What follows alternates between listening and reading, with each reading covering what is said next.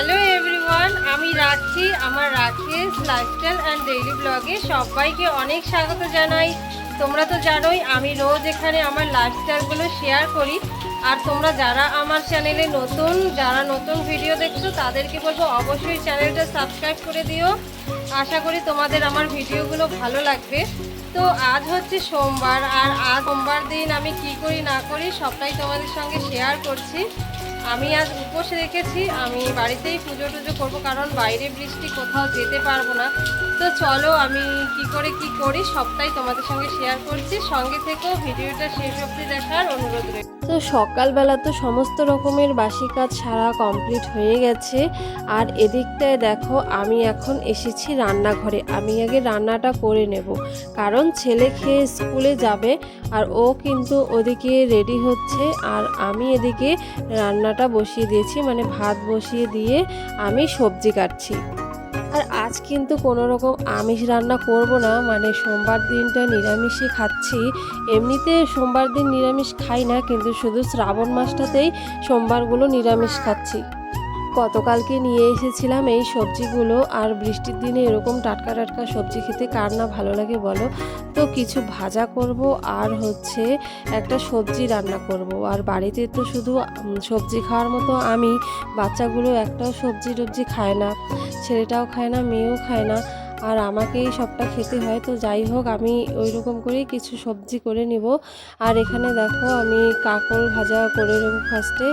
আর ভাজা ছাড়া না আমাদের একদমই চলে না, মানে অন্য কোনো কিছু কম হলেও চলবে, কিন্তু ভাজাটা আমাদের রোজ দিন অনেকগুলো করেই লাগবে। বাচ্চারা প্রচণ্ড ভালোবাসে ভাজা খেতে। তো যাই হোক, এদিকে কিন্তু আমি কাঁকরোল ভাজা করছি, তোমরা সঙ্গে থাকো, দেখো আমি কি রান্না করি। আর আজ তো নিরামিষ, বেশি কিছু রান্না করবো না। তো যাই হোক, দেখতে থাকো। আমি এদিকে কিন্তু কাঁকরোল ভাজাটা করে ফেললাম, আর এদিকে হয়েও গেছে। এখন এটাকে আমি নামিয়ে নিচ্ছি। এরপর আরও কিছু ভাজা আছে, সেগুলোও করে নেব। তো তারপর এখানে করলাগুলো দিলাম, করলা ভাজা করব। আর করলা না আমার একদম খেতে ইচ্ছে করে না তিতার কারণে, কিন্তু নিয়ে আসি কারণ খাওয়ানো ভালো, তাই জন্য। আর এদিকটায় দেখো মেয়ে বসে বসে খাচ্ছে, আমি রান্না করছি, ও বসে খাচ্ছে। ও রান্নার সময় আমি এরকম করেই ওকে বসিয়ে রাখি, কারণ না হলে অনেকটা দুষ্টুমি করে। তো যাই হোক, আমার কিন্তু দেখো করলাগুলোও ভাজা হয়ে গেছে, সেগুলোকেও এখন নামিয়ে নিচ্ছি। তো যাই হোক, এগুলো কিন্তু ভাজা হয়ে গেছে। আর এরপর আমি পটলগুলো ভাজবো। কিছু পটল দিয়েছি, আর পটল খেতেও একদম ভালো লাগে না, কিন্তু নিয়ে এসেছি। আর গরম দিনে কী বার সবজি আছে বলো, এগুলোই তো সবজি। তো যাই হোক, এখন আমি পটলটাকেও কিন্তু ভেজে নিলাম।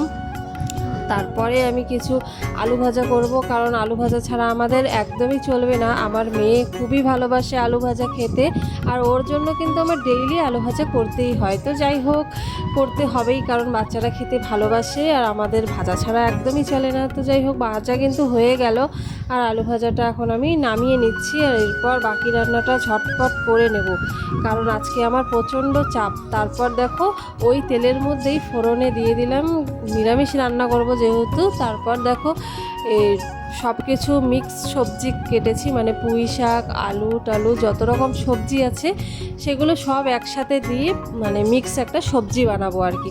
তো যাই হোক, সেটাই এখন কড়াইয়ের মধ্যে দিয়ে নাড়াচাড়া করছি। এখন আমি এটাকে রান্না করে নেব। তারপর দেখো এদিকে হচ্ছে থালা দিয়ে ঢেকে দিয়েছিলাম, তারপর তাকে কিন্তু একদম লো ফ্লেমে আস্তে আস্তে করে রান্না করতে হবে, না হলে এই যে ডাঁটাগুলো আছে না পুঁই শাকের, এগুলো সিদ্ধই হতে চায় না। তো যাই হোক, আমি কিন্তু রান্নাটা করে ফেললাম, আর আমার রান্নাটা দেখো হয়েও গেছে।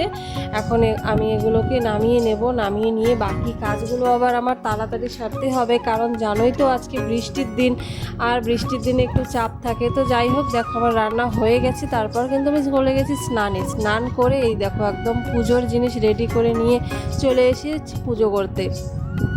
তো এখন পুজোটা করে নেব। আর ওদিকে কিন্তু মেয়ে আমার বারান্দায় বসে আছে, আমি এদিকে পুজোটা করছি।